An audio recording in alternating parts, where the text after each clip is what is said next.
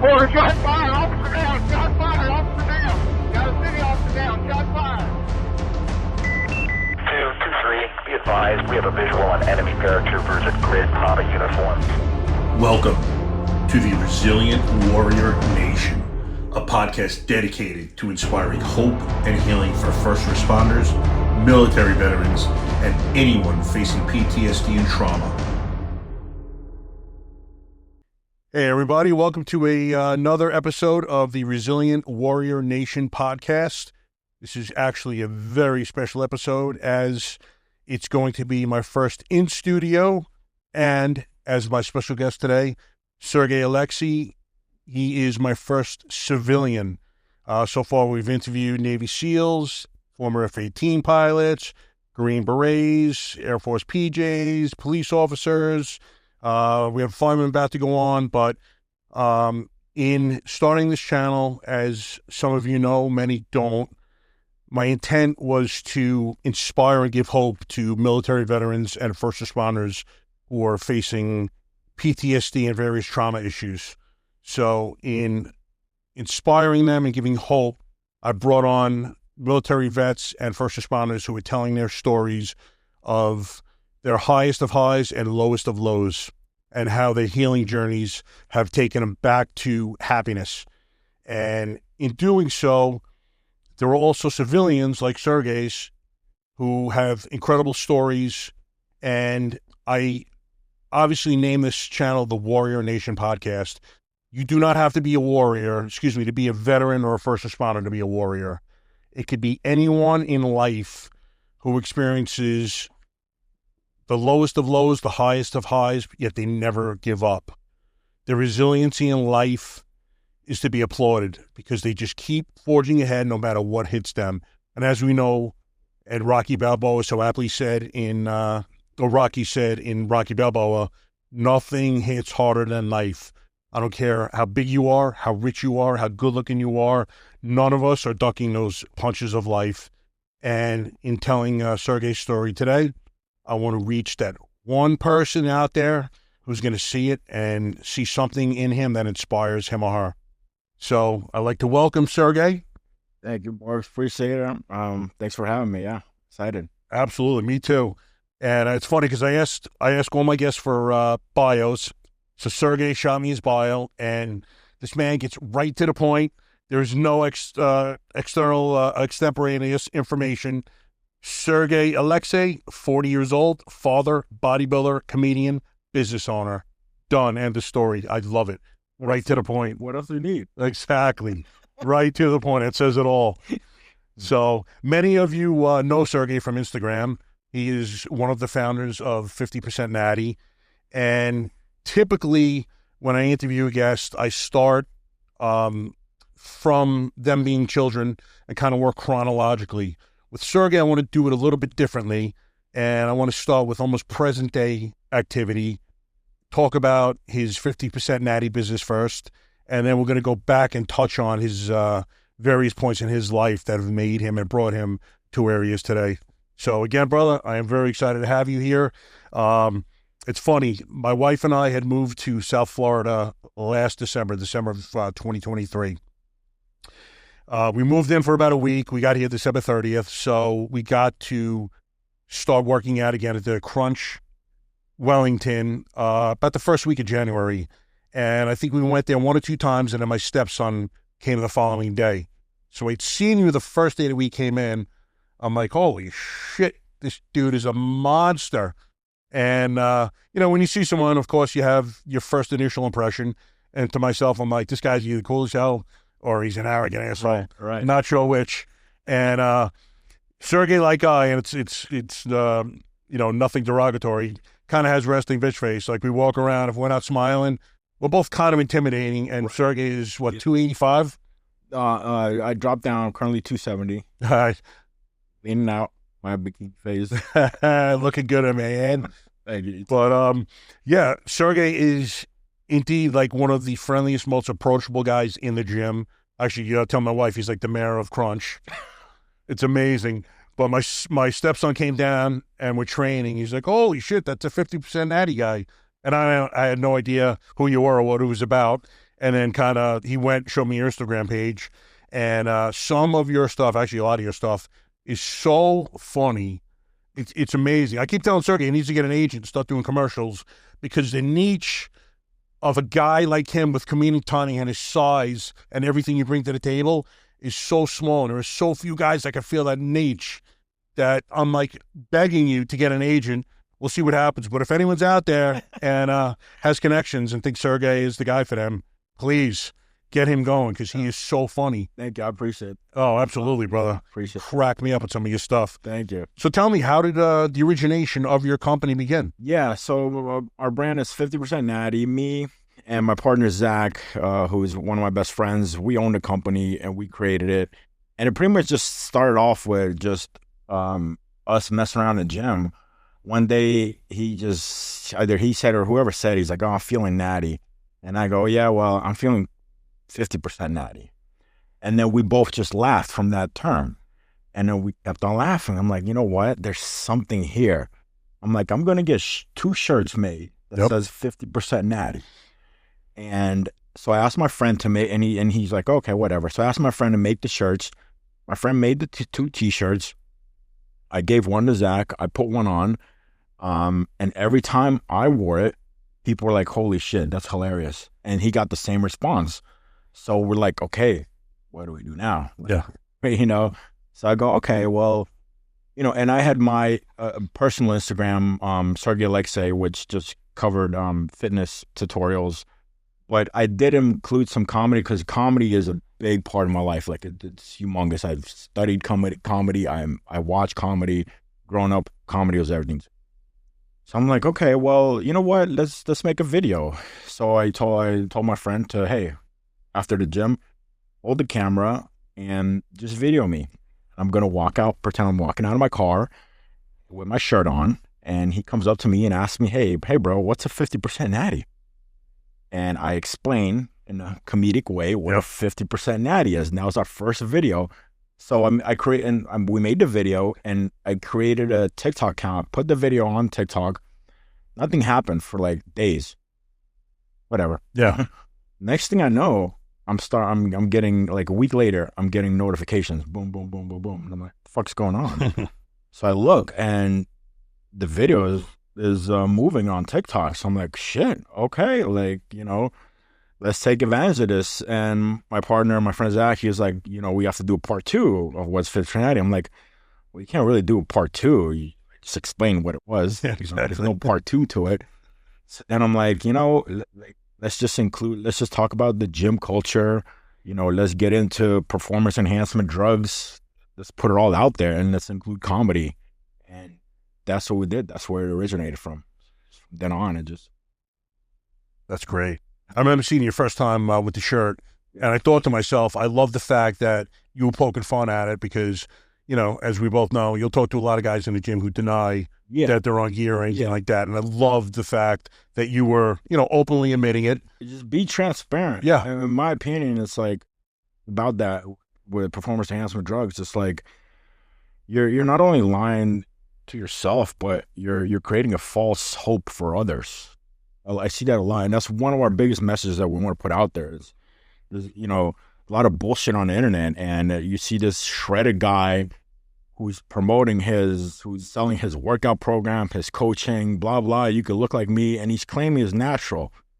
Well, you know, and you're never going to look like this guy, because he's taking steroids, and he's not telling you that he's taking steroids. So we're here to call out the bullshit in the industry, and this is what it is. This day and age, if you want to achieve a certain look, if you want to go in pro bodybuilding, you're gonna have to take steroids. There's probably I don't think there's one IFBB pro that's natural. No way. Male or female? Yeah, right. No. Yeah, maybe some female bikini, but like maybe 0.1% of that. But you're right. Yeah, all of them take something, and we're just here. It's like, this is it. This is what if you want to achieve this physique, you're gonna have to join the dark side. And not necessarily it's a good thing. It's just a choice you have to make. There's absolutely big consequences into taking steroids and performance enhancements. There are. There absolutely are. You know, the one guy got a kick out of who's always denied it, I believe. I don't think he's ever come clean. With Mike O'Hearn or Mike Hearn? Michael Hearn. O'Hearn? Yeah. Oh, my Lord. Yeah. This guy still hasn't admitted it. It's amazing to me. Okay, so yeah, so with Michael Hearn, I met him a few times. Super nice guy, actually. He's an influencer, and I'm sure if you talk one-on-one with the guy, he's gonna be like, Yeah. I take shit, Right. You know, but because it's like such a facade, it's such an image that he has to upkeep, that he's still claiming natural. Oh my God, you know, let me view what's going on.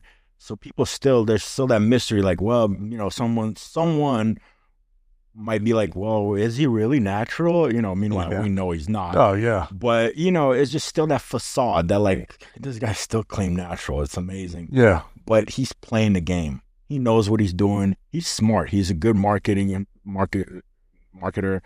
So he knows exactly what. Let me give you an example. Liver King. Everybody knows Liver King. Best. He claimed Natty. He had all the attention in the world. How is this guy natural? Is him eating bull nuts really making him this jacked? It does work. I can tell you personally. I mean, not that I did it for too long, but the great with hot sauce. Eating bull scrotum really make him this jacked? So he had that whole mystique about him because you had no idea. Like, this guy is really claiming natural. And a lot of people on the internet take someone's word, like, to be 100%. Oh, yeah. It's just not the case. Like, do your research. So when news broke out, he got caught for trying to buy steroids or whatever, gave someone a list, told him what he was taking, whatever. He got caught taking steroids. He came out clean. Yes, I'm on gear. I'm sorry, blah, blah. He made his whole message. Have you heard of him lately? Oh, no, I actually saw a picture of him. I went to look specifically. His whole, he lost all that size. His whole thing kind of just, like, I was like, all right, now he's just another steroid user. Like, there's no secret behind him. Like, there's nothing special. So, you know. It's so funny, though. You think people would look at the muscle density, the vascularity, you know, the separation these guys have. No one is achieving that naturally. We know. We've been in a gym culture for a long time. We can tell. Yeah. But to someone that's up and coming, how are they going to know? They don't know. So this guy's telling them complete bullshit to eat fucking raw meat, which is absolutely not healthy for you. You get so much pesticide, not pesticide, fucking worms and all types, salmonella, whatever types of diseases, all types of shit that you can get from it. And, you know, full of shit. It's amazing. And if you would have just gone, listen, you didn't have to maybe reveal everything, but just a little bit, you would have maintained credibility with people, and you would have kind of stayed where you were as opposed to nosediving, and he made his money, and hopefully he did well, because I think he did well. He definitely did over. well, but now everybody in the industry looks at him like as a joke. Yeah, it's like a pariah. Complete joke. Yeah, so, you know, I'm sure he's still doing well. But you can't take the guy seriously who lied to you right in your face. Yeah. So now, as you start your business, are you getting pushback, and you get a lot of negativity kind of coming your way? Absolutely. That just lets you know you're doing something. Yeah. Yeah.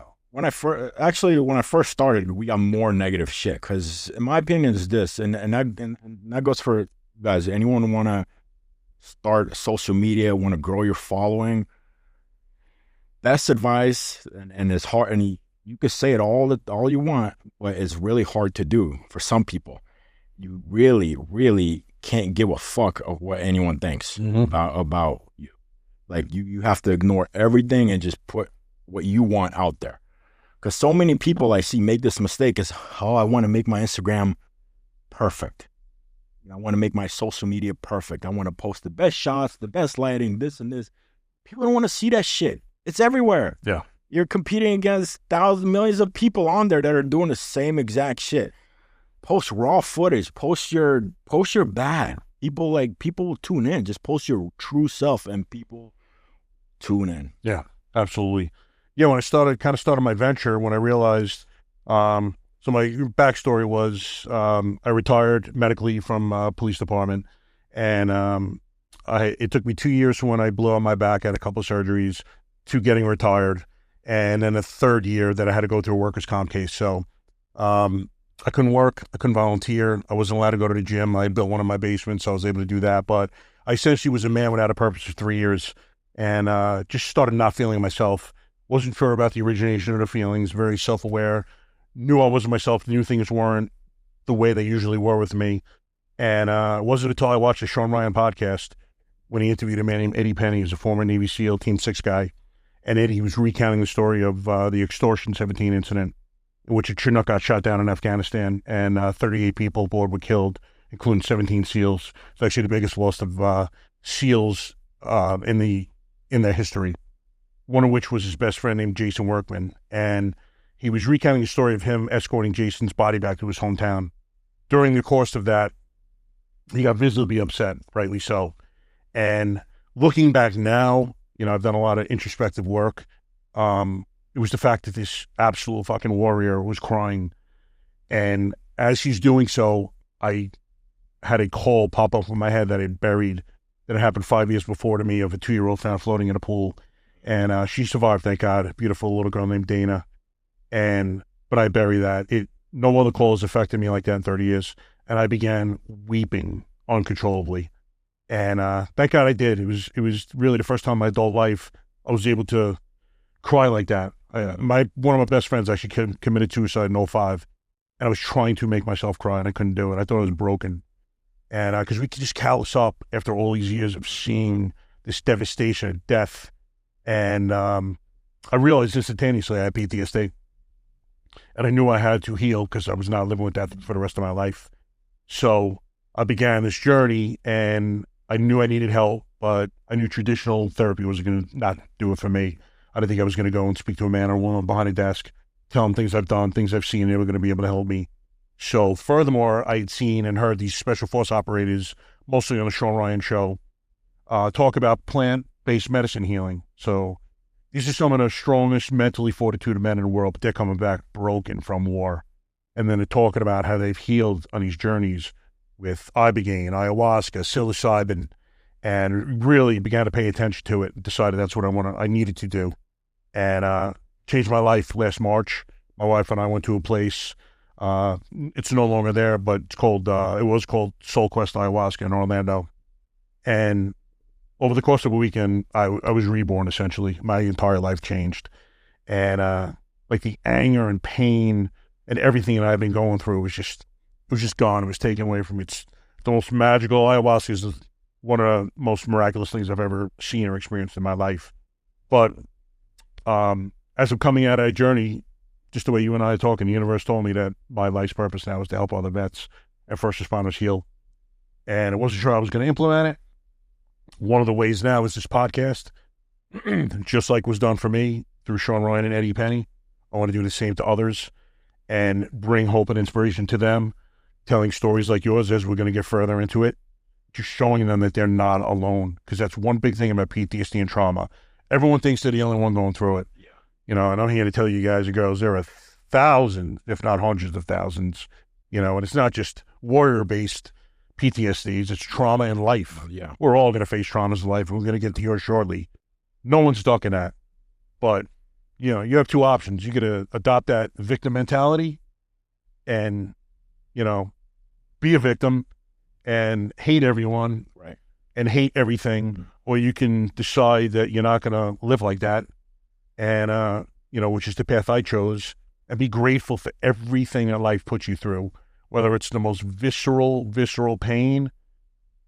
It sucks when you're going through it, but once you feel it and heal from it, you're going to be a healthier, more resilient person. You're going to be able to have healthy relationships. You're not going to look to others for your happiness. Mm-hmm. You're not going to look to substances for your happiness. And that's what a lot of people do. And no one wants to feel pain. Wants to feel pain. If there's any way that you can deny it or, somehow get away from it, that's a natural inclination. But exactly, it's never leaving on its own. Yeah. You have to process it out. Yeah. Yeah. So true. So this is exactly why I started this channel. And one of the things, it's funny, I already got in Taylor Kavanaugh. He's a former Navy SEAL and French Foreign Legionnaire. And to help me in this journey as a mindset coach, he just aligned with me. And his story is one of the most powerful I've ever heard. He self-sabotaged himself, and he lost his SEAL trident, got kicked out of the teams, and sat in a car with a shotgun for 3 days, but didn't kill himself. Knew he needed to get himself right. Went to the French Foreign Legion for 5 years, got himself mentally right where he needed to be. He healed, and now he's on this journey helping others. And one of the things he told me was, no matter what you do now, as I'm getting into the space, and it takes a lot, man, to sit here, like we're going to go through your story now. It takes balls to sit here and reveal your deepest secrets and pain, and be vulnerable, as, you know, anyone in the world could be watching this. You know, you know, and I applaud you for coming on, because we're going to talk about your story. But he said, no matter how noble your purpose is, you know, no matter what you're trying to do, how pure it is, there's going to be haters. You just got to say, fuck it. I don't give a fuck what anyone says. You know, I did a podcast with a man named Zach Ferguson, former SEAL. And during the course of that podcast, he and I have both cried, recounting different portions of things in our life. And as soon as we got done, I hit that record button to finish. I'm like, brother, that was beautiful. I'm like, someone's going to see a Navy SEAL crying, and you just change someone's life when they see this episode. And, you know, like I said, it takes balls, but like you said, you cannot care about what anyone else thinks about what you want to do. Yeah. Absolutely. So now you're starting this and you're getting hate. Did you have any second thoughts, or you're like, it kind of... No, when I did my first Instagram, I got hate on it too. And that was like, oh, why are they coming at me? Yeah, it's weird, right? This one with 50% Natty, I was ready for it. I'm like, let's fucking go. Like, you know, bring this shit on. And if you don't have hate, like when I don't get hate, I'm like, what am I doing wrong? I'm doing something wrong. So, something's not. Let's start this fire, baby. Yeah. So it's like, I'm like looking for the hate. I'm like, if I'm creating hate somewhere somehow, okay, I'm doing it right. And, but going back to my point where I first started, there was like a lot of hate coming at me, mainly because I feel like people don't like anything, or they're afraid to change, or something different, something changed. So when they first see me up and coming, and I'm getting like, I started with little followers, but my videos were doing great. So like, who the fuck is this guy? Yeah. And they're gonna come at you. They're fucking keyboard warriors. Yep. Now it's lessened the load. The hate I got is less, because I think people recognizing me. Yeah, you're established now. Fitness, influencers, circuit, whatever. People are like, okay, I know who this guy is. Like, we've seen him. Okay, like there's nothing we can say that he's not gonna stop. We're not affecting what he's doing at all. So, and you're not promoting steroids. I'm sure that was a lot of named your way as well, right? People just think that we're promoting steroids. Just are really clueless, and they have no clue what's going on, or what I'm doing, or what's going on around them. One thing I hate doing is trying to explain things to stupid people. So if you're coming at me with hate, I'm just gonna block and ignore. But if you're coming at me from a standpoint of like, you're not understanding something, or you're respectful, I'll explain to you what our message is and what we're doing. Good. Yeah. But yeah, I have no patience for stupid, arrogant people or any of that. They don't let that energy come at me at all. Oh, yeah. Because I'll read the comments. Yeah. And I'm just curious to see how people take some of your skits, which are hilarious. Yeah. And it's unbelievable. It's like they look to get offended. Yeah. Instead of appreciating the humor and the vein in which it was done. Yeah. Well, there's always a joke, like we always say, like, you can say there's a fire in a house going on, and say I run in to save like little kids and kittens and all the dogs and all that. And there's a video of it posted online. Someone will be like, look at his fucking calves. He's got no calves. That's just how it is, dude. That's just how it is. And but the reality is, if you can't handle it, then don't be on social media. Yeah. And one thing sorry to cut. Oh no, absolutely. No, it's all keyboard warriors. No one has ever in their right mind came up to me in my face and said any negative shit in my face. One kid did, but he was completely loony, this kid. But that's besides the point. But no one that I don't know in person has ever come up to me and said something. Now, Wes Watson thinks for story. This happened No, No. Yeah, no. Yeah, he just got arrested today. He just got Charges on him. Yeah. That's crazy. Yeah. But he does.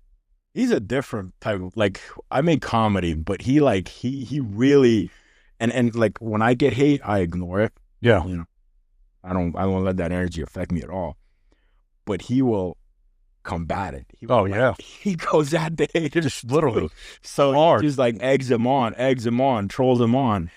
And, you know, he's like, come at me. I'm at this gym. And like, people are going to show up to, you know, because there's people just want to get attention. So they're going to show up. So he's like asking for that shit. Oh, yeah. And there are lunatics out there. I mean, you better be careful. Exactly. I don't care how big you are, man. You're not stopping at 9mm coming at you. They're fucking psychos. Yeah. And like, you don't need that shit around you. Like, ignore it. Any hate comment, block, ignore. Yeah, exactly. So did you have a specific story about him, or just it was just a general comment about himself?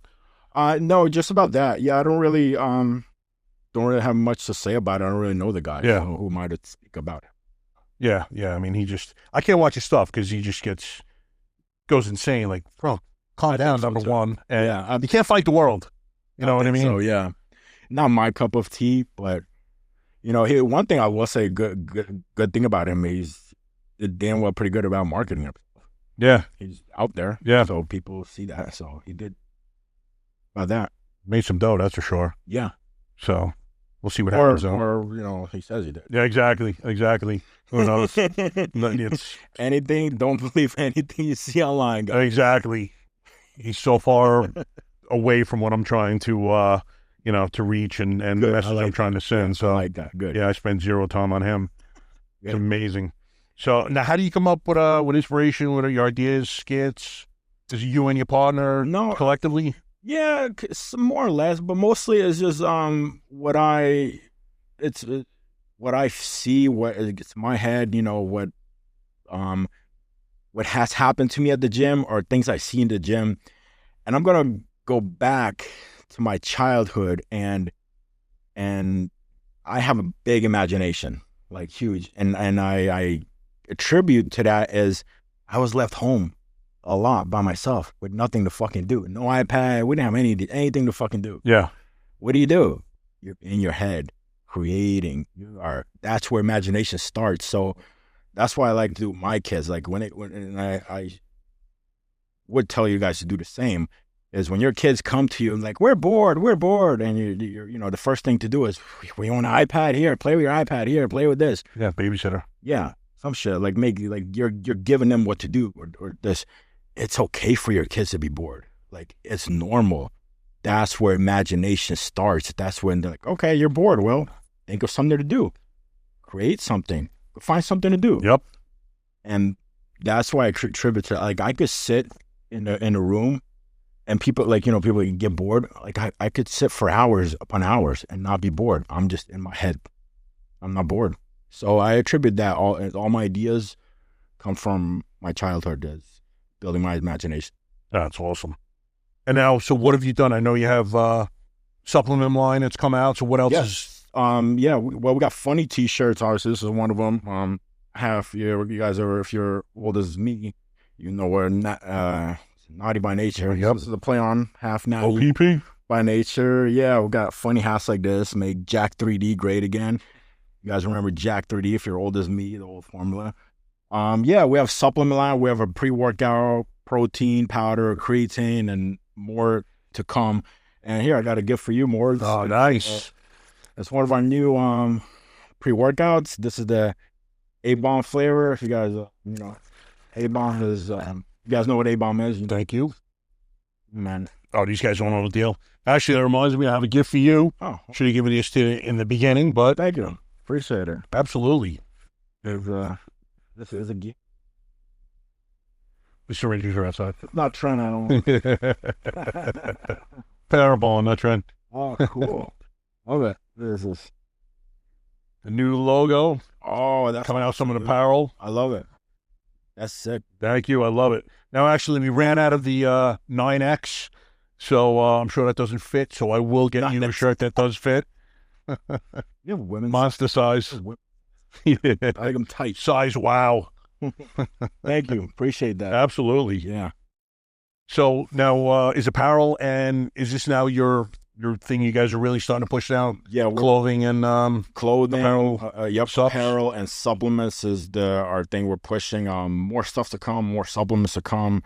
We're trying to establish a brand. We're going to be at the Arnold in less than 3 weeks, end of February, the last weekend of February. Come check us out. We'll have a booth. Yeah, a lot. This year was going to be a lot more exciting things to come. Oh, nice. But the Arnold's now. Huh? I always thought it was later in the year. No, it's now. It's in Ohio? Columbus, Okay. Ohio. Yup. Did it last year. It's funny. Last year we came in, and that was our first expo we did. So it's like your first expo is the biggest expo, biggest fitness expo that there is in the world. Yeah, Arnold's huge. The Arnold. And it was a shit show. Was it? Oh, my God. Like, we did great. It was great. But, man, the shit that went wrong, everything that went wrong could have, but at the end of the day, it was it worked. Got through it. And now it'll be smooth sailing for this future time, shows. Yeah, we brought on another partner that's really, really good, and he's going to make sure we're organized, we're on point, and we're ready to go for the Arnold. So come check us out. Love to see you there. That's awesome. Now, were you shocked at how many people coming over that knew you, wanted to take pictures, everything? All the attention? Got like 2 people that came over and stuff. Not bad. Double what I thought. A couple people, yeah. I mean, I'm not like Sam Sue, like this guy. Holy, super nice guy. Yeah, he appears to be. He knows us. He follows us. Very friendly guy. He had a line out and they were charging. They were charging the company that he was working for. It wasn't Sam's charge. It was a company. They were charging like $40 a person just to take a picture with him. He had a line out the front door. It's unbelievable. They love this guy. And again, because they love him. Why? Because he's so transparent. He just posts shit on YouTube or whatever, just himself. He's not trying to be anyone else. He's just himself, and he's really, really articulate, really knows how to talk. So, and he's huge. So it resonates with people. And he's young.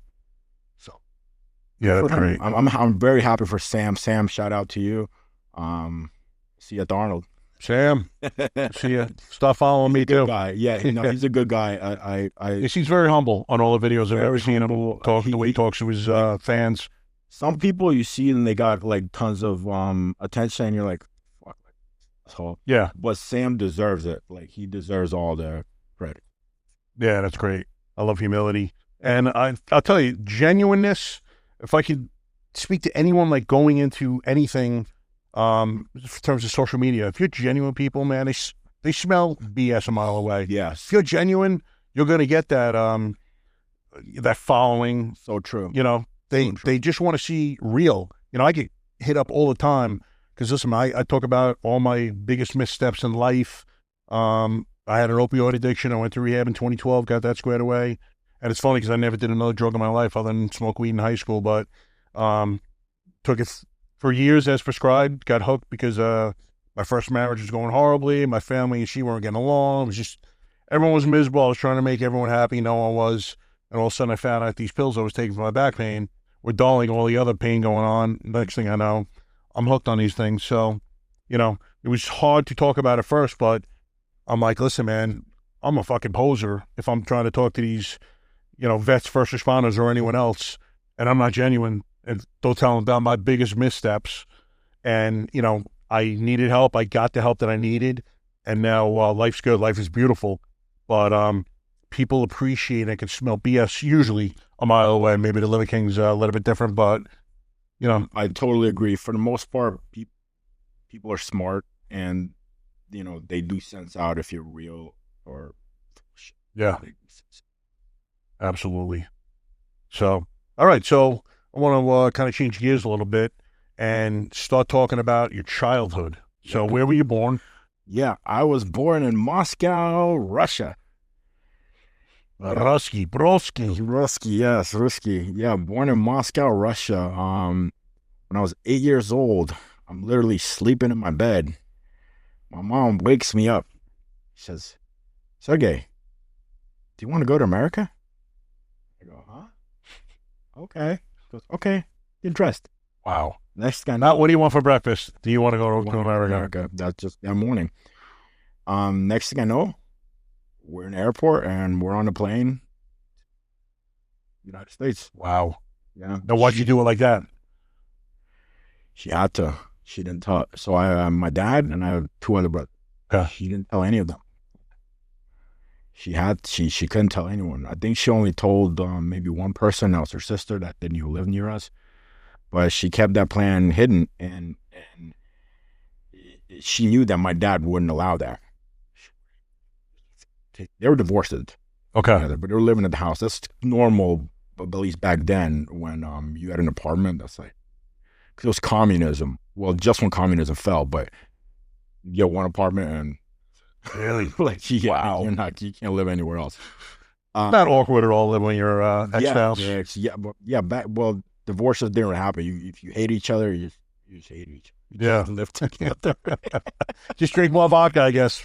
There you go. Yeah. So she didn't tell anyone, and I don't know how she did it. It was tough times. That was right when communism fell. Okay. So picture this: the government takes care of everything when it's communism. Right. They run the stores. They run everything. So then one day, communism falls, and the government says, "Okay, we're out." Who's going to run the stores? Who's going to Nothing. There was no food being made. Nothing was happening. Lines out the door for bread. No toilet paper. You had these crumpled up newspapers. Our dinner we were lucky if we got a loaf of bread and we split it. That's the honest truth. No, I believe it. I remember seeing when the wall fell, video of Russians just sitting there like reaching their hands out, getting like loaves of bread thrown to the crowd. It was bad, man. It was bad. I even remember fucking the U.S. aid helped our school, and our teacher was like, if you have 3 kids, raise your hand. If you have three siblings, raise your hand. Like, I have 2 brothers, raise my hand. We got Spam. We got cans of Spam. I thought it was the best thing in the world. Yeah. I was like, oh my God, thank you, USA. This is the best thing I've ever eaten. Spam. I actually like Spam. That's the funny part. I don't mind when I taste, but like when you're used to just eating bread and potatoes. Oh, yeah. And then you get some thing of meat. It's like a 5-star meal. Absolutely. Yeah. We're fortunate enough to get some cans of Spam to our family. So that's amazing. So this is about 89, is that right? I was 8 years old, yeah. Well, okay. All that happened prior, so maybe I was 6, 7.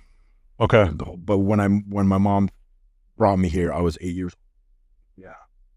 That's amazing. So at the time, can you speak English at all? No English. I didn't speak English. She didn't speak English.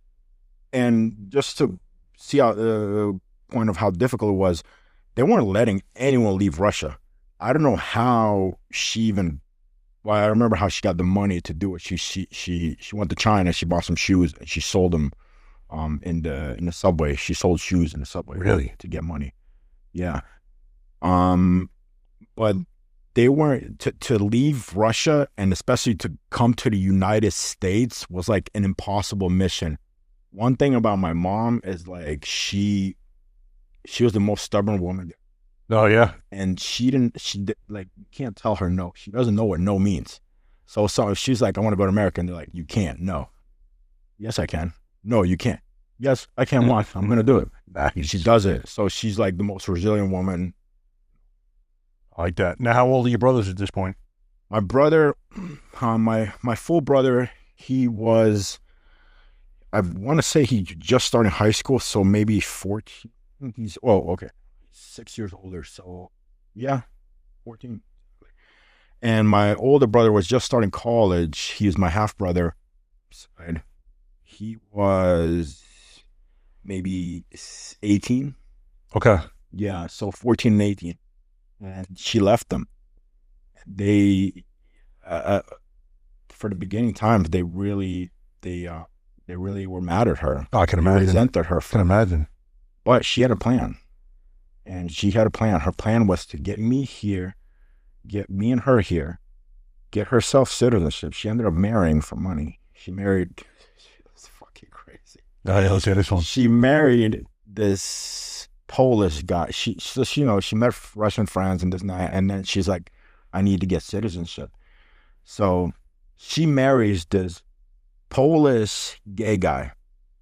This guy wasn't just gay. I have no issue with gay people. Yeah, This guy was flamboyant. yeah. On fire, as we say. So you have to, when you're married and for papers and whatnot, Yep. you have to prove that you're married, and they'll come in, they'll interview you, all types of stuff. Yeah. This guy, and I had to go to the interview process as well with them. This guy was coming in like Daisy Dukes and a mesh top. He couldn't even like dress the part. Like, bro, you kind of have to look like you're straight here. My mom like made him put a jacket on over his mesh top. He still had his Daisy Dukes on. Kick your high heels off. And she paid him. I don't know how much, maybe $20,000 at the time, something like that, just for the paper. Yeah. We're married. And that's just the way it was. So her plan was her to get citizenship. I automatically get it because I'm a minor. My brother was an adult, but she and my two brothers were adults now, but she ends up getting them green cards, both of them green cards, the residency cards, so they can come and go as they please. Oh, nice. So my full brother still comes to visit once a year. Oh, so he still lives in Russia now? They still live in Russia, yep. But he comes once a year to visit. Okay. Now, when they came for the first time, they didn't, was it someplace that they loved enough to want to stay here, or do they have lives back in Russia? Exactly. They love it here. Maybe eventually when he retires, but he's got a whole family there. I don't really speak to my older half-brother as much. Kind of lost a relationship with that a little bit. But my full brother I talk to often, and he's got a wife, kids there, a job there. Right. You know, what's he going to do? Yeah. It's tough once you get settled there. Yeah. So that's the story. So it's just me and my mom. In Florida? Moved to Florida? Yep. We're New York to Miami. We lived in Miami for maybe, so here's another story. So we get to the airport, right? And mom, and that's it. We're like, okay, what do we do now? My mom has no fucking clue what to do. Some way, somehow, she's like, someone's like, comes to like help or whatever, and they're like, what language do you speak? She's like, Russian. I guess through a grapevine, they knew another Russian. So they contact this guy, and he comes to pick us up from Miami. And he has us stay at his place for maybe a month or so in Miami. Okay. Meanwhile, my mom meets a friend that lives in the same building, a Polish lady, and she used to work for a house cleaning company in Boca. So she connected her there. So next thing you know, from Miami, we're going to Boca to work for this guy who runs the cleaning company, and he has a bunch of Eastern European, Polish, Russian ladies that work for him. So he takes a van, puts them in, drops them off in the morning at each house, and they clean the house. Yep. And he picks them back up, but he provides living for them too. So it was me and my mom and like 6 other ladies in his 2-bedroom apartment living there. Wow. And he didn't want to take us because she had a kid. She had me, my mom. Yeah. So he was very hesitant to usually don't take ladies with kids, but she begged them and pleaded with him. Of course, he can't say no to my mom. So she doesn't know what no is. So picture me and 6 other Eastern European ladies in a house all together. That's unbelievable. And can you speak English at this point or no? At that time, nope, still no English. I started learning as I was gone to school. It's another funny story in school. So like, we're poor. We're dirt poor. We have no fucking money. My mom just getting freebies, hand-me-downs and shit like that. So she gives me a pink shirt and pink socks. And, I'm a kid. I don't know that pink means like the women's color or whatever. And I can't speak English. I can't read English. The shirt's just, so I go to school with this pink shirt, pink socks, and these fruity shorts. And all the kids are pointing and laughing at me. And I'm like, what's going on? And then the shirt on top of it says, I'm the big sister. So that was like, now that I was, when I look back at it, it all hits me. I'm like, no wonder why they're pointing and laughing at me. So yeah, that is, but I picked up English within the first year. As a kid, you pick it up fast. Right. Talking to friends, watching TV. Yeah, so I was thankful. It took my mom quite a while for fully grasp it because she was older. Yeah, It took yeah. her a little bit longer. Yeah, I know they say if you're, below whatever, 10 years old, like you could pick up languages like that. Yeah. So there we were. We were just surviving at the time. My mom, so she worked the house cleaning business. And then I think she got a job at a hotel, Ramada Inn. Still remember, as a cleaning lady. So she got out of that whole cleaning, working for that guy. Yep. And got into a real job in the Ramada Hotel she was working for. Then she ends up getting fired. Something went wrong. It wasn't her fault. Some other Eastern European lady used the phone to call Eastern Europe, and they thought it was my mom, and they fired, which it wasn't. Right. But they ended up firing her. Then she got a job at being a security, and it's pretty much like a security of a overnight working a complex, just driving around. Okay. Yeah, in the car with the lights on or whatever. Exactly. Yep. Yeah. That was tough. I think that was tough. One time I was young and I went with her because, I was like, because she always left at night. She ended up leaving one night. I was scared. I was like, Mom, I don't want you to go. I want to come with you. So she takes me with her and, she does her thing. I'm sleeping in the back of the car. And she's patrolling, does her thing. And then it's time to go home. It's like, 7, 8 in the morning, whatever. And she's driving home and she's driving 95 car and she's just asleep. Car is just swerving. And every time I got to nudge her to wake her up. Yeah. Car swerving. I got to nudge her to wake her up. I'm always going to remember that moment. Or just because she worked so hard. And that was probably her second job at the time. She was so tired. I just felt so bad for her. It's unbelievable. I love when people say they can't get ahead in this country. Things stop them. And you hear stories like your mom, who, number one, doesn't take no for an answer. Number two, she's busting her balls, doing 2 jobs. Yeah. Doing everything she's got to do to keep her and her son. Yeah. And in Russia, she's a scientist. Really? Yeah. Oh, yeah. She's chemistry. Wow. Yeah. So to go from that. Oh, yeah. What do you do here? But then she did end up, as she was being security for Pepsi Cola, somewhere in Broward County. She did apply for like some kind of inspection job where she had to use a little bit of her science background. Yep. And they saw that she did have a science background, so they did hire her for that. So more money started coming in time.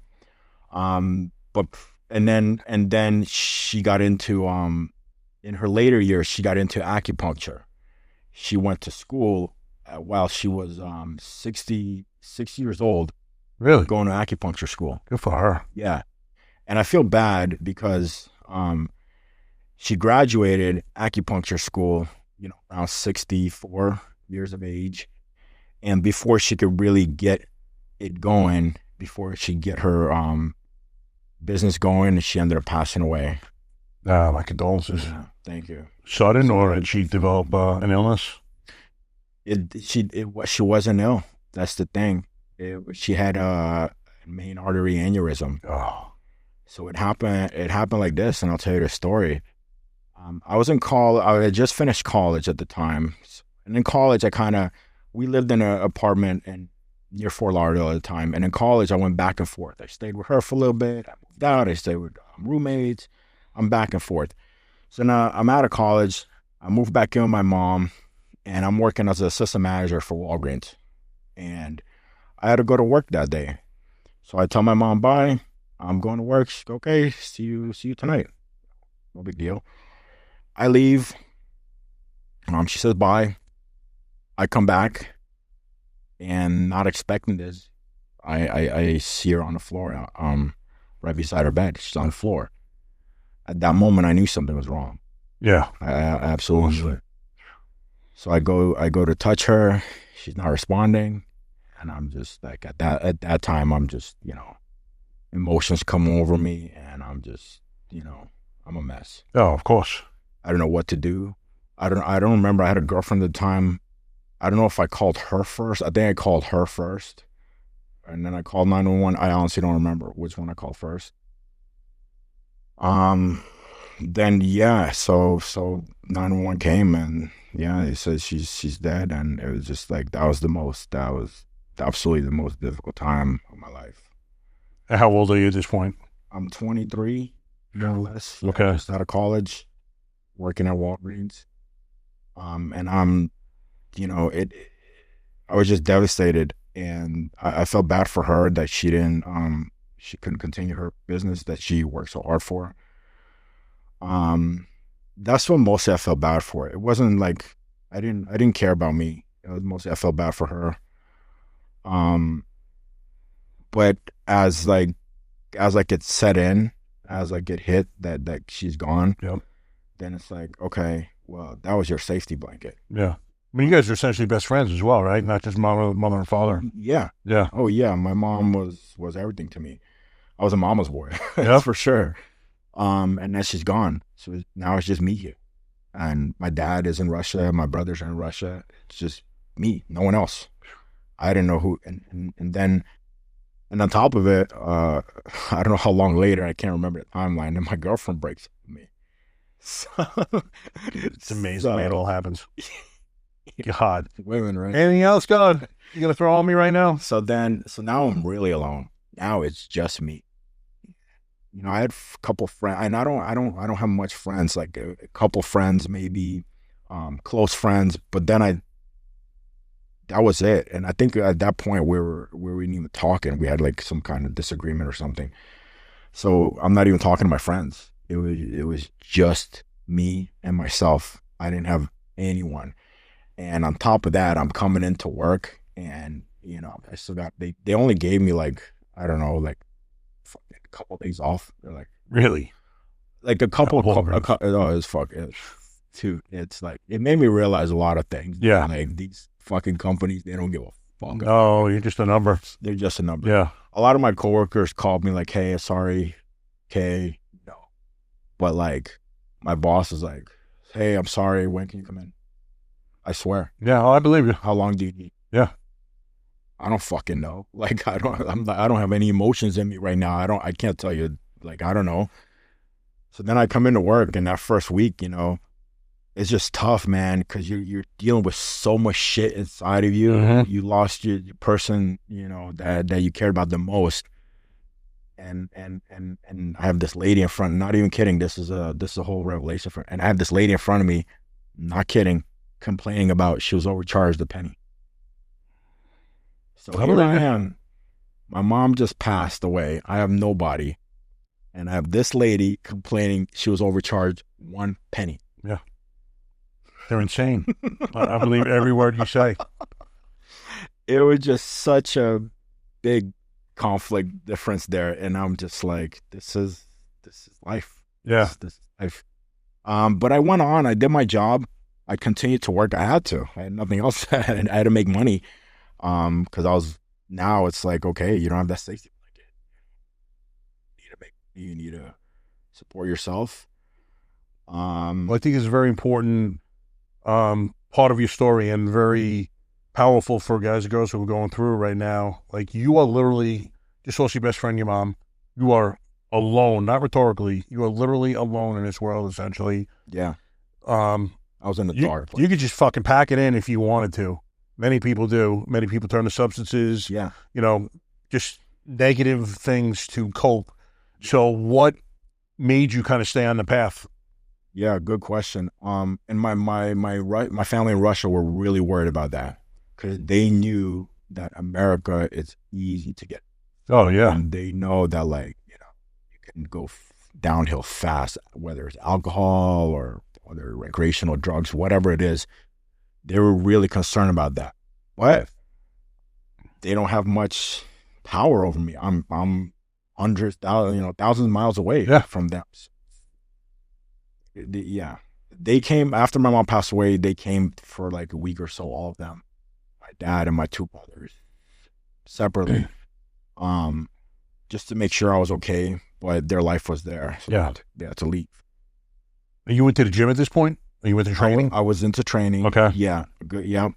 So going back to it was just a complete dark point, and it was very, very easy for me to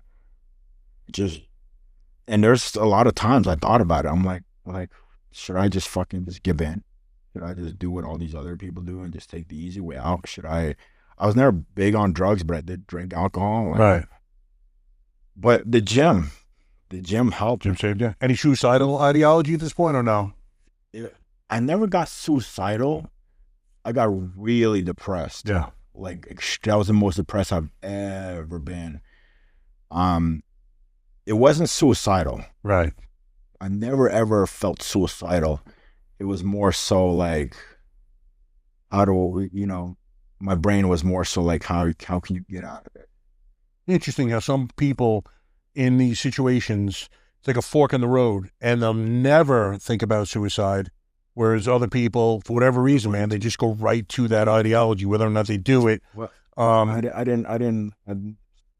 mean, like, I've thought about it in the sense of like, I know people think about it. Yeah, just passing thought. Yeah, but I'm like, how could I ever? It makes no sense to me. Yeah, me either. I never had that. Because life, you're going to have bad moments in life. That's what it's all about. Without the lows, there's no highs. Mm-hmm. Life is not a straight line. It's going to go up and down in it. So I knew it was just a low point, and it sucked. It was a really low point in my life where I lost my mom. But yeah, the gym helped. I went to the gym. I was just going through my emotions, just movement. I knew, try to get to the gym as much as possible. Just doing whatever, just movement. And as the days went on, it went on and on and on, and it got better. It took years and years, but it definitely got better. It just put one foot in front of the other. Sometimes it's all you can do. Yeah. You know what I mean? That's so important not to fucking quit. Yeah. Just get that one foot in front of the other. Get up out of bed that morning, have that breakfast. Just keep going forward no matter what you have to do. Yeah, absolutely. And it wasn't in my plan to ever resort to drugs or alcohol or anything like that. I knew, I was just emotionless for maybe the first year. But after that, I got through it and finally started feeling emotions again. Oh, good. Then I was like, okay, it's getting better. It's getting better. But it makes you who you are. Without that, I wouldn't be who I am today. Yeah. That's why I'm so into comedy, because life, there's so much negativity in life, and life's like, a lot of times life's, you got to combat it. And how do you combat it? How do you release it? You got to find whatever makes you release it. For me, going to the gym, comedy, it just releases the stress, releases the negative energy out of you. So you have to choose what works for you. Yeah. Comedy. Yeah. I mean, you need an outlet for all that bad stuff that's going on, because it's going to happen. Like I said before, no one's ducking it. I mean, you just can't duck it. It's going to hit you at some point in life. Yeah, and going back to your point where, like, I told you my job, like, manager was like, "Oh, Wendy, you felt so alone, and you started to feel like nobody gives a fuck about you. So then you start kind of playing with your head, like, you know what? I don't give a fuck about any of them either. So then you start kind of hating people. Yeah. And I'm like, like, fuck you, like, you don't have to deal with this shit. Fuck you, like, and now that's what happens when you're such a bad spot in your life. You start hating people because you feel like nobody gives a shit about you. So you say, hey, I'm not going to give a shit about them. It's the truth. Yeah, but that's not the way to go. That's not the reality. It's all in your head. Yeah, it is. It is. That's how I was feeling when I was going through the PTSD. I remember my the first journey with ayahuasca. I literally had my hands open, and most people sense a female presence. They call her Mother Ayahuasca. And I did the same.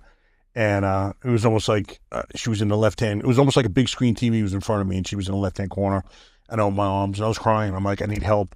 And I'm like, you need to get rid of this rage and hatred that I feel, and you don't even realize that it's building up. And then all of a sudden, one day you look in the mirror, and you're like, who the fuck is this guy staring back at me? Like, you don't even recognize yourself in some respects. But yeah, it's not a healthy way. It's normal. I think it's very normal for us to experience that. No problem with that. but you need to work on getting it out of your psyche. Absolutely. At that point. Absolutely. And a lot of people, right? Some people don't.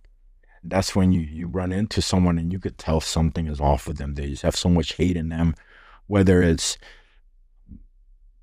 by external sources because they resorted to drugs or whatever it is. You could just see it in them, and because they have so much pain in them, so they have to,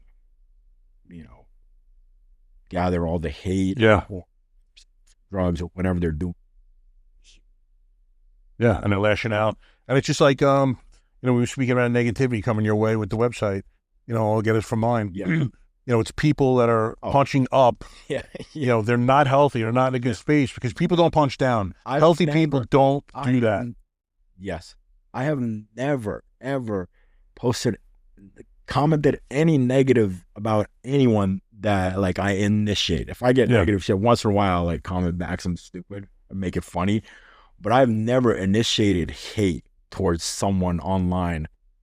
I just think, you got to be horrible. Yeah. You feel bad for him. You feel bad for him. You read him man, this is some serious shit. I hope you and your whole family, not necessarily I'm getting it that bad or anything, but, F your mom, I hope you get right. What? Yeah. Jesus, bro. And you read it some guy just made a slight joke about you. Ease up, Francis. Dude, go get some help, man. Yeah. Go get some help, dude. It's the thing that's where they try to make themselves feel better by lashing out at others. And that's just not the way to live, man. That is not the way to go. Yeah. You got to heal yourself. And I've experienced this many times where I meet people. And one thing I take pride in myself is I read people very well. And if I read that you're in pain and I read that you're not in a good place, most likely, and that. No, it's you're going to give me problems. Yeah. I don't want that. Yeah. I don't need extra. I got my own issues. I don't need any extra issues. So that's why I sense it. And I think most people do as well. So heal yourself first before you get in any relationships or get involved with, whether it's romantic relationship or even friend relationship. Heal yourself. Don't bring other people down with you. Yeah, or you're going to get into these, how many times have you seen, guys or girls that you're friends with who are in relationships and you're like, man, he or she is so far beneath you. What are you doing with them? But, their self-esteem is so low at that point. They're so hurt about something. And, it's just another external thing that they're kind of bringing on, thinking that it's going to bring them happiness, when in fact, it's going to bring them even lower. First you need to heal. And that's the thing. Once you do heal and become, you strengthen yourself after that healing, but you become healthy and you're capable of having healthy relationships. Yeah. You see these people coming at you who have no business being in your orbit, and you allow people who come up to you to enter your space as opposed to going down to other people's who you should not be near. Absolutely. Entering. Energy matches energy. Yeah. If vibing at a high frequency, your energy is amazing. You feel good. You're in a good head place. You're going to connect with the same people. If you're in a bad place, fuck this asshole, or I hate that asshole, you're going to connect with the same people, and both of you are just hating it. Exactly. It becomes a fucking mess. So it just attracts. It's amazing the way it happens. Absolutely. It's this saying that what the energy you put out is the energy you're going to get back. Yeah. And it's truly, that is the way it is. It's 100% true. So if you're angry, if you're resentful, you're sad, and that's the energy you put out, that's the energy you get back. And once I changed that, after my mom passed away, and I kind of started slowly healing back to normal, and being myself, my funny, happy self, my personality, I really started finding great relationships. That people, the same people that have my energy found me. Yep. And we just connected. So from then on, you meet new people. Yeah, it's amazing the way it works out. Yeah. Like you even just said, during the space now that I'm in now, it's all about healing and helping other people. And, the caliber of people that have been introduced to me is incredible. Yeah. One after the other. I'm like, this is unbelievable. They're so pure. They're so noble in what they want to do. And especially coming from a 30-year cop, man, everyone I dealt with, literally 99 point blah, blah, blah, percent of people would lie to your face. Yeah. And you're just used to it, man. Soccer moms with the kids in the car be lying to your face on a car stop. You know, and now you see people with like no agendas, you know, just, it's amazing. Like I stop someone for something, kids are in the car, and, you know, she's lying right to me. I'm like, man, your kids are right here. I'm like, you going to tell them right or wrong that you're going to lie right to my face? I mean, what kind of, what example you said in here? I love watching the, like, you know, on all the, because everything is on recording now with the comps. It's content. It's all popping up on me feed, watching and like these cop interactions with the civilians, and it's just so funny to me. They're lying their face, and the cop's like, "Well, I saw you on camera. Like it really shows you doing it on camera." I'm like, oh, you did? Like, yeah. No, it wasn't me. Yeah, exactly. But they're sick in the head. There's so many mental people. Oh yeah. It's amazing how many people are just not right in bed, and that's why I like you're trying to heal these people that are not well, that are going through something. It's super important to do, because it really is. If we get our mental health in order, society can become a much better place. Oh, absolutely. Absolutely. You know, especially with the first responders and vets, most men and women took these for, you know, pure reasons of wanting to be a part of something bigger than themselves and affect some sort of change. Listen, as a cop, you're not stopping crime or anything like that, but you want to help as many people as you can. You know, you want to set a good example. And unfortunately, as you're going through it, man, you're seeing, you know, my PTSD, and that was another thing. I was always mistaken because I thought mistakenly that PTSD was only caused by seeing your brother or sister actually get killed. And mine was not. And there are very many ways that PTSD is caused, but mine, I realized, was being involved in the most devastatingly intimate moments of other people's lives. So, you know, the family member just got murdered or committed suicide, or I had to go deliver that death notification, or, you know, DOAs, they're expected, but, you know, you're walking in a house and their relative is sitting there dead.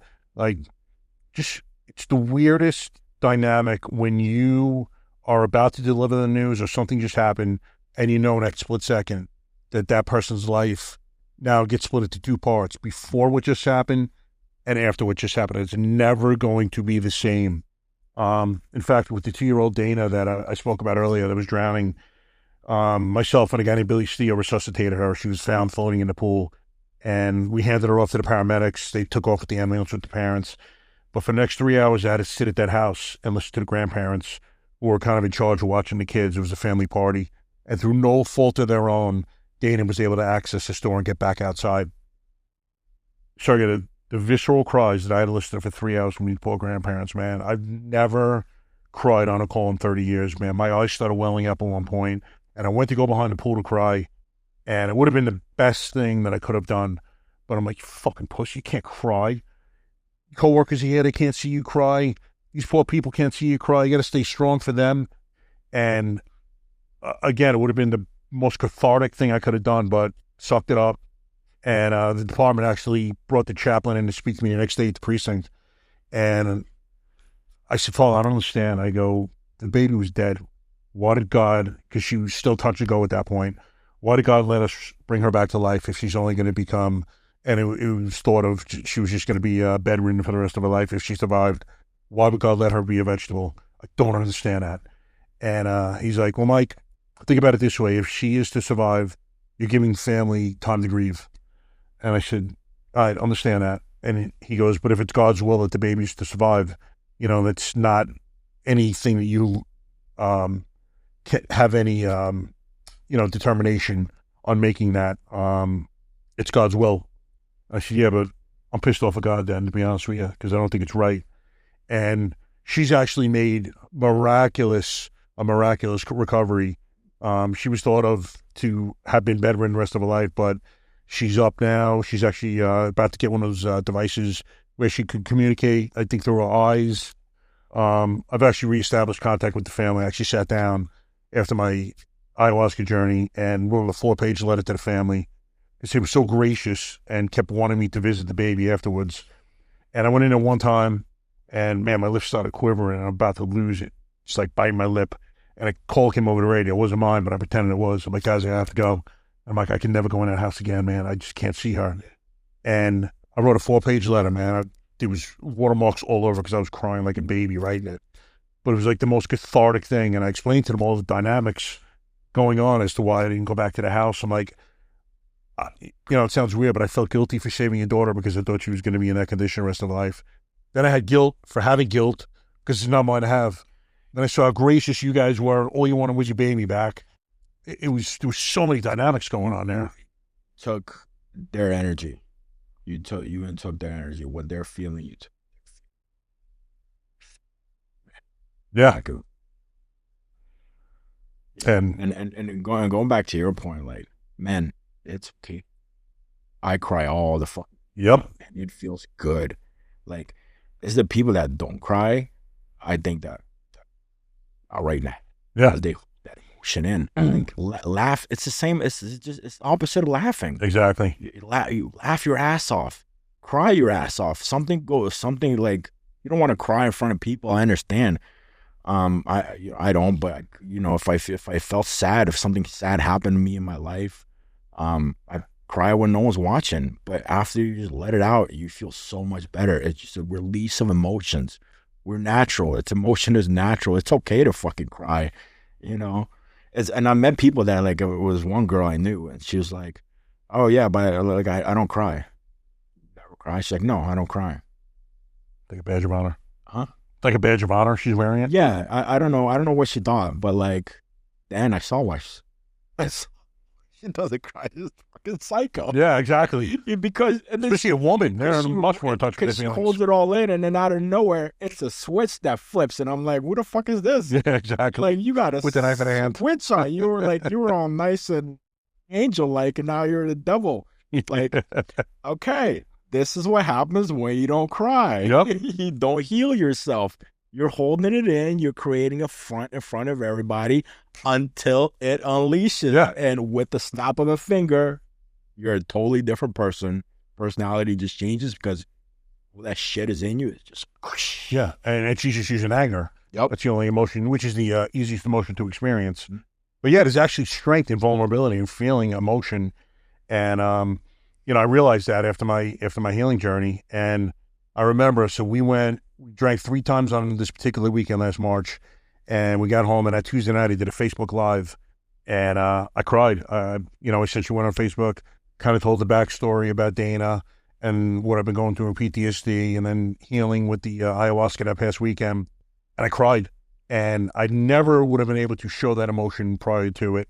And had I would have been so embarrassed about crying. I was so proud that I did it. And incredibly, the next day I got 3 phone calls from good buddies who were going through it, one of which had a gun in his mouth in a not too distant past, which blew me away. Because you never know what's going on in anyone's mind, but especially this kid, people say it all the time, not him, and not this kid that spoke to me. I was shocked. And all 3 of them, kind of got him, I don't want to say I got him help, but kind of got him on the right road, started speaking about things. And I got done the next day with those phone calls, and I look at my wife. I'm like, man, I'm definitely, this is the path I'm supposed to be on. How good did you laugh, cried? How did you feel? It was incredible. You feel like a release? Yeah, it was a total release. Yeah. In many respects, it was good that I was able to express what I was feeling to my friends, because I think they were also sensing like something was off. Yeah. Yeah, I can't really express it. I was proud of myself, to be honest with you, that I was able to do it, and hadn't been. And oddly enough, I just got a call yesterday. So an old coworker of mine said he saw my first podcast with this guy, Taylor Kavanaugh, and he wanted to call me, but he felt weird after watching it. Now he's watching this past week's that dropped was a guy named Matias Ferreira. He's the first double amputee police officer in the nation. He was a Marine. He lost both his legs in Afghanistan in an IED explosion. And we had a great interview. And he's like, Morgs, halfway through the podcast, he's like, I stopped it. And he's like, just pick up the phone and called you because I had to speak to you. And he's going through, deep depression right now. And definitely, getting him help, but was on the phone here for like an hour yesterday. And, I'm like, listen, brother, sometimes we don't even know. We know something's not right, but we're not really sure of the origination. We're so not in touch with our feelings as men And even when we're experiencing things, we're not even sure what they are. Right. And then when you come to that conclusion, who the fuck do you talk to? You know what I mean? He's like, bro, there's not many guys like I could, talk to like you. And it's great. Like in one of my journeys, the universe is like, I put you through everything for a reason. Because you can talk to these men and women. They know there's no bullshit and they can come talk to you. You're not only talking the talk, you've walked the walk. And, sometimes it's just like me when I started crying, man. Or other guys need a fucking alpha male that they can relate to. Exactly. You're that, relatable. Yeah. Yeah. They're not going to talk to some 100 fucking pound soy boy that's going to be able to relate to him. I cry all the time. Yeah, exactly. I can tell you cry all the time. Exactly. Why are you crying now? They screwed up my coffee order. But yeah, you need someone to relate to in that respect. And there's not many guys who are vulnerable enough to let it do so. Now, I think the stigma is changing now, and guys are realizing that mental health is so important. Yeah. Go with and I hate like when like the you see the memes and all that. Wow, men were men. We used to just suck it up and deal with it. Yeah, but like you look, men were men back then. Okay, sure, that's what you want to say, but look back and those men were not fucking happy. The suicide rate was like sky high back then. With so yeah, you could still be men. Yeah, and it's okay to show emotions.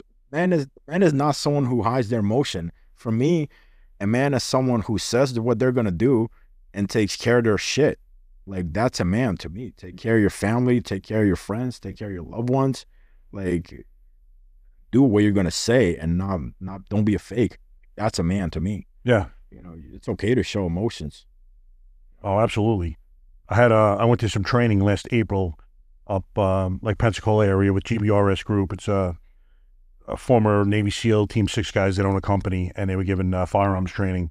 So one of them in particular, DJ Shipley, and I got into a very deep conversation about our individual medicine-based healing. He went Ibogaine, I was ayahuasca. But during the course of that, I was like, listen, DJ, it doesn't matter what uniform we wear, man. You could be the fiercest warrior in the world, but you're human first. And we callous up so much because we just can't absorb his pain, man. And then we start feeling nothing. It's not supposed to how you fucking live as a man. I'm proud now that I could feel life is beautiful. And he was saying the same thing. He's like, before I did my journey, he's like, I would get angry, lash out at my kids, my wife. And I'd be like, Dick, what are you doing? He's like, but I couldn't help myself. And now it's totally different. He's like, I have a beautiful relationship with my wife and my kids. And, he's like, I'm in touch with my feelings. And listen, DJ or I need to get down. We'll see, we can still fucking get down. But you don't have to have all that shit up here, that rage and anger and hatred and everything. It'd still be down there. Exactly. That warrior is still inside you. It's always going to be there. Yeah. But all that peripheral shit does not have to be there. And yeah, it's different. What a warrior is now is different than what it was. Back in our ancestor days, a warrior went out and hunted food, protected his family, bears and tigers and other enemies. Now it's a different ball game of age. So as long as you take care of your family, treat yourself, like that's a warrior to me. Yeah. You have your family, you're not abandoning them, you're supporting them no matter what. To me, that's a warrior. Yeah. Yeah, actually, it's got nothing to do with being, you don't have to be a veteran, first responder, or anything. No, not at all. Fake tough guy. Yeah. No, it's not about that. It's literally handling your responsibilities. Exactly. When bad shit comes your way, handle it as best you can. Yeah. And listen, it's okay not to be okay. Yeah. You went through that for however long you went through it with your mom. Yeah. It is absolutely okay to wake up and be in that depression, but, know there's help. Know it's temporary. Know that you're not the only one. Yeah. You know what I mean? Yeah. Yeah, exactly. There's always light at that tunnel. Always. Never, it's always. All right, brother. So this has been a fantastic conversation. So glad I had you on. Yeah. All your social links are going to be in the bio, but if people want to get in touch with you, just tell them what to do. If you want to promote anything. Yeah. Thanks for having me on. Absolutely. Talk. 50%natty.com. Find our subs, find our t-shirts, and any platforms, 50% Natty. Check us out, guys. Nice. Thanks again, guys. Thank you for tuning in. Hope you enjoyed it. I had a great time with Sergei, my first civilian, and we'll probably have Sergei on again because it's a fantastic time speaking to him. Yeah. See you soon, guys. Be safe.